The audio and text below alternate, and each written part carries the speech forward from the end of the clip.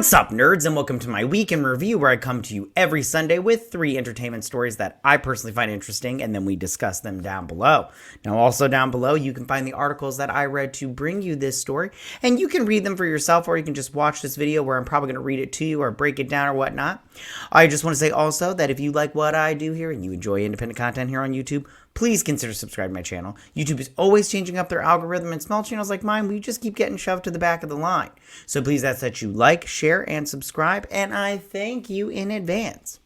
Alright, so now that we got that business out of the way, why don't we go ahead and get started? So for my first story this week, alright you guys, so Matthew Lillard is coming back as Shaggy in a new Scooby-Doo project.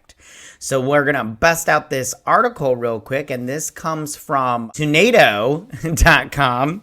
And like I said before, right here it says, hold on, let me pull this up. Sorry, guys. It says Scooby-Doo icon Matthew Lillard. I love Matthew Lillard, but we'll get into that. Confirms return as Shaggy after role was recast for Scoob. They say it's an exclusive, but I can't confirm that portion of the program. But so it says Matthew Lillard, Five Nights at Freddy's, which he was small role in that movie, like it was very small, but he did a good job. I did enjoy him in that. Played Shaggy in the live action for the Scooby-Doo movies, but has since lent his voice to various animated projects, thankfully. We can now confirm he's not done. Many of you will remember Matthew Lillard's phenomenal work playing Shaggy in the live-action Scooby-Doo and Scooby-Doo 2 Monsters Unleashed movies. Yeah, I love both those movies. I don't know if you guys saw them, but I do love both those live-action movies. They're very good, in my opinion. Anyways. At the moment, though, his company, Fine Familiar Spirits, has just launched its second super premium whiskey. Nobody cares about that.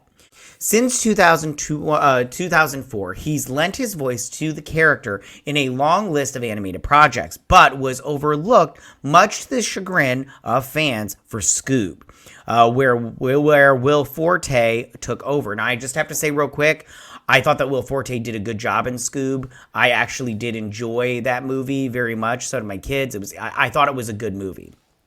Thankfully, the actor has confirmed he's already working on a new Scooby-Doo project and hopes to continue returning to the role for as long as the franchise will have him. And he says, I'm really excited about Scooby-Doo. I can't really talk about it yet, but there's a new project I'm associated with that will allow kids to put themselves into a Scooby-Doo adventure, Lillard teased. That's super fun. For me, that's my day job. It's my bread and butter. Which, I mean, like me personally, like I've said this before, I'll say it again. If I was an actor and I got a role and they just wanted me to keep playing that role, I'd ride that money train straight to the bank. I just keep playing that role until I was dead, you know? It's like Mark Hamill when he plays Luke Skywalker, voices the Joker. It's like, if you guys want me, I'll do it, you know? Yeah. So it says, for me, being Shaggy for so many years and holding space for that part while honoring Casey Kasem, I know eventually I'll pass that part to the next generation as he did. I'm honored to do that for as long as they'll have me. Scooby-Doo is always in cycle in some capacity or another. We're either doing a cartoon or a movie or a commercial for something. And I think that's true. I mean, you've always seen those like super fun, like funny little commercials where they have Scooby-Doo in there and Shaggy and all that stuff. Super fun. Anyways. There are a million different iterations of it, and something is always in the works, he concluded.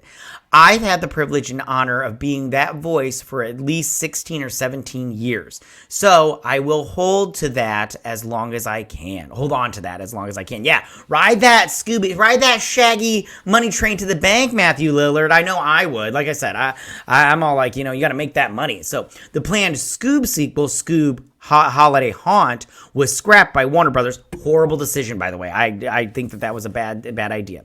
Discovery as a tax write-off, despite being almost completed, that leaves the door open to a new take on the series, of course, and we're optimistic Lillard will be involved with that one. So, overall, I think this is a good choice because I do enjoy Matthew Lillard. I think he's great, especially as Shaggy. Like I said before, I liked him in both those movies. And I'm glad they keep continuing to do Scooby-Doo stuff. I love Scooby-Doo. I've loved Scooby-Doo forever, so I think that it's great, and I really do like that, and I probably will enjoy it.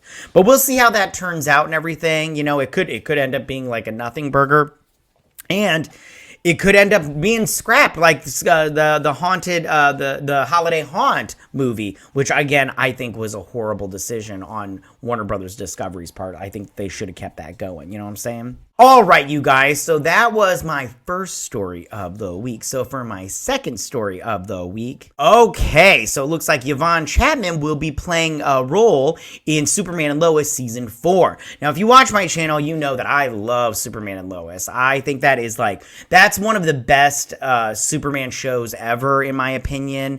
I really loved Smallville, but I'm not gonna lie. I want to say Superman and Lois is better. Like, I just love that show. I'm really bummed that season 4 is the last season of it. I really think they have more to tell with that story, but, you know, I don't make those decisions. I just watch the show and critique it and everything. But for the most part, I really enjoyed it. Season 3 was a little bit of a come down just because they had that whole Lois Lane having cancer storyline, which I really feel was like not only a bummer, but I think it did go on a little bit too long, in my opinion. But it was heartfelt, and I did cry a lot in those episodes. I was like, oh God, Lois, you know, just like a real big ugly cry with the snot and everything. You wouldn't want to see it. Anyways, all right, so we're gonna hop over to Entertainment Weekly, right? So this is the article. And for some crazy reason, you can't see the title because they got this stupid ad in the way, but it's fine. I'm going to tell you what the title is. So it says, Superman and Lois cast Avatar: The Last Airbender actor as massive threat to the Kents. Now, I don't know how much of a massive threat she is, but but she's playing like a journalist or whatnot. And the journalist she's playing, like, I don't really know this one because it's from a little while ago in terms of the comics. And like I said, I just don't remember. But let's read this article a little bit. So it says, Yvonne Chapman will recur as Amanda McCoy, one of the only characters who has figured out Superman's real identity in the comics.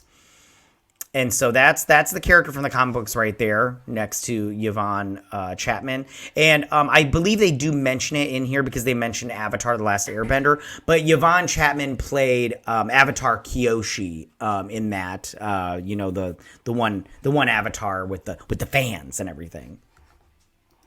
So it says, major trouble is coming for the Kent family on Superman and Lois. The CW's last remaining comic book series has cast Kung Fu alum Yvonne Chapman as Amanda McCoy. EW, Entertainment Weekly, can exclusively reveal the recurring character is described as intelligent, cunning, and loyal, and is Lex Luthor's most trusted ally in his vendetta against Superman and Lois. Like I said, there they are. She's very attractive. I'm attracted to her. She's hot. Yeah. Okay, let's see. Amanda is the acting leader of the Luthor Corp in Lex's absence, and her business savvy and cutthroat nature have brought the company to a new heights. According to the official description, little is known about her mysterious past, but she's the only one in Luthor's inner circle that he views as an equal, which makes her a massive threat to the Kents and anyone else who stands in her way. Dun dun dun! This, while Amanda is a minor character in the comics, very minor. I mean, like, be honest, you didn't hear about this bitch until this story. Like, let's be honest, okay? Until this show put her up on a pedestal, you did not hear about her at all. So, yeah. All right, so it says, while Amanda is a minor character in the comics, she is one of the only people who figured out Superman's secret identity. Good for her. While working as a scientist at LexCorp, I thought it said she was a journalist, but I must be wrong. She revealed her discovery to Lex that Superman is actually reporter Clark Kent, but since Lex couldn't believe that Superman would choose to live as a human, he fired Amanda and didn't act on her intel.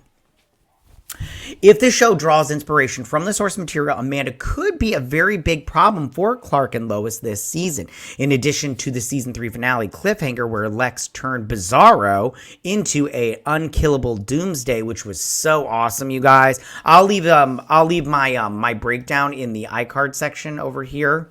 Over here. But yeah, no, that episode was so freaking good. It was ridiculous. ridiculous. I can't wait to see the finale of the big fight. It won't. I wish they would do a whole episode of just them fighting, because that's what it's gonna take, like an hour or whatnot. But they won't, because that's too much CGI and that costs too much money. You know what I'm saying? But it'd be so good, you guys. It'd be so good. Anyways. And he fought Superman in a destructive battle royale that ended up on the moon. Chapman is best known for her cunning assassin Zehalin in Kung Fu. She can also currently be seen in the legendary warrior Avatar as the legendary warrior Avatar Kyoshi in Netflix's new live-action adaptation of Avatar: The Last Airbender, which was recently renewed for season 2 and 3, and she also has a recurring role on Family Law season 3, which is currently airing on CW. So good for her on that. Oh, she was in the 100. I don't remember her on that, but good for her. I did watch that show a while back. I'll leave it on this picture of her. But anyways, so what do I think about this overall? I think this is good. I think that, first off, she's hot. I thought she did a good job as Avatar Kyoshi. I didn't see any of those other shows that she's on, so I will have to see. But, I'm willing to take a chance, especially since I really don't think, I know they wanted to say that this is going to be a big role or whatnot, but I have to be honest with you, I don't think it's going to be that big a role. Like, it's going to be that, oh my goodness kind of thing. But we'll see how it turns out and everything. Again, I'm excited for it just because it's season 4 and I love that show so much. But we'll see how and good for her for getting the role. But I mean, I don't think that this character is all that big a deal in my opinion, but we'll see. You never know. I could be wrong. We'll just have to watch and check it out. All right, you guys. So that is my second story of the week. So for my third and final story this week. All right, you guys. So Karen Gillan has been, blowing up Twitter a little bit, not overwhelmingly, but a little bit and everything. And because she wants to play Poison Ivy in the DCU, in James Gunn's in the Gunverse. And I have to be honest with you, I'm not 100% against this. I think Karen Gillan, I think she's hot. So, and I think she's a good actress also. So I'm kind of interested in seeing this, but I will be curious to see how she would play it though, because let's get into this article real quick, and then I have thoughts on Poison Ivy, the character, and we'll see how they play it up. All right. So here is the article. It's coming from Comic Book Resources, and which I'm not a huge fan of this website, but whatever, it's fine. So it's Karen Gillan wants to play the DCU's Poison Ivy, reveals ideal storyline. So it says, and I'm on board for this first part. There's a second part to this that I'm really not on board, but we'll see. So it says Marvel Cinematic Universe star Karen Gillan reaffirms her desire to play Poison Ivy, revealing which version of the supervillain would be ideal. And there she is next to Poison Ivy right there. And like I said, I think she's very hot. So I'm down with it. I'll say this now because I was going to say it later. But I really think they need to go back to playing Poison Ivy as sexy. I think that this playing her up as like if you checked out the cutscenes, I didn't play the game of that Suicide Squad Kills the Justice League. She's like a little kid and she's all frumpy and fat and everything. And I'm all like, I'm not into this. Nobody wants to see a fat Poison Ivy. We want to see a hot, sexy, slender, very voluptuous, in the bosom of Poison Ivy. We don't want to see frumpy, fat, cellulite Poison Ivy. That's not what we want to see. We don't want to see that, so stop it, okay? Don't get Sweet Baby on there, the Sweet Baby Ink, to write any of your shiz, because it's just bad. So it says, Karen Gillan is up for joining the DCU. Me too. I love Karen Gillan. I think she's great. And the character she has in mind has long been a popular pick with fans. For several years, DC fans have campaigned for Karen Gillan to play the supervillain Poison Ivy. Now, I just want to say, when I read this, I was completely surprised by that, because I was like, when I think Poison Ivy, Karen Gillan is not the first person I go to. Don't get me wrong, I do think she's hot and sexy and everything, but just because she's redhead, she's not the first person I go to. I'm sorry, don't hate, because I don't think of her first, but I just have other hot bitches in mind, okay? Now, it's also something Gillian herself has said she'd be open to. As of now, she hasn't yet been cast for James Gunn's DCU, but it may just be a matter of time before she reunites with her Guardians of the Galaxy director to play a new character. While speaking about the possibility with Screen Rant, I should have pulled up that article, Gillian reaffirmed her desire to play Poison Ivy, but it would ideally be for the project that would explore the character's romance with Harley Quinn. Now, before I get into I'll read this and then I'll tell you my thoughts on this part about her being with Harley Quinn. Okay, so it says, Poison Ivy's ideal choice, but Karen Gillan would play any DCU character. I always thought that Poison Ivy was really fun. Karen previously told Total Film about the possibility in 2023, noting she still be up for playing another role in the DCU. Yeah, for sure. I mean, like, she could play a lot of different roles. She's very good. I do enjoy her. Honestly, if James asked me to play an alien that sits in the background of the shot and doesn't talk, I would say yes. Me too. Because working with him has been one of the great joys of my career so far. Okay, so if they don't address this soon, yeah, okay. So it's called The Brave and the Bold. There is a Batman movie that's planned to take place in the DCU, and this could be where the next incarnation of Poison Ivy is introduced. As of now, however, James Gunn has not revealed what plans he might have for the character. The same also applies to Harley Quinn, Poison Ivy's lover, while some actors from Gunn's Peacemaker and the Suicide Squad will be returning to the DCU. I'm not going to go into that anymore. I thought that they had talked about. Okay. I'll read this last. Meanwhile, Gunn is preparing to launch the DCU later in the 2024 with the debut of the animated series Creature Commandos, which will stream on Max, which I'm quite excited for. I know some people might not be, but I'm excited for it. All right, let me just go up to here and just talk about this and what I think about her saying she wants to play. Okay, so as far as her playing Poison Ivy, like I said before, I'm totally fine with that. I think that she's hot. I think she's got a great look. She's a redhead, so that helps. And I think she's a good actress. So that I'm all on board with. The part where she plays Harley Quinn's lover and that explores their relationship, I'm not on board with that. It's not that I don't get me wrong. I'd love to see him scissor and everything, but I would like to see a little bit more in terms of character creation and character development before we get into like her being in a relationship with Harley Quinn. I think that the animated series that's the Harley Quinn animated series that's on right now has really done a good job of exploring that relationship. And I don't think we need to go into any more with it in live action as of right now, like especially not right out the gate. I mean, come on. There's so much more story you can tell there first before you get into that. So I'm not on board with that as of right now, but maybe later in like a couple, after a while. But we'll see how this turns out and everything. I'm all on board, but like I said before, Karen Gillan is not the first person I think of when I think of Poison Ivy in terms of actress. But like, just look at this picture. She is fit and everything. Yeah, and I think she's super cute in the face and all that good stuff. And again, I think she's a good actress. So we'll see how it turns. We'll see who James Gunn casts, if he casts at all. I mean, that shit might get sold before he gets a chance to.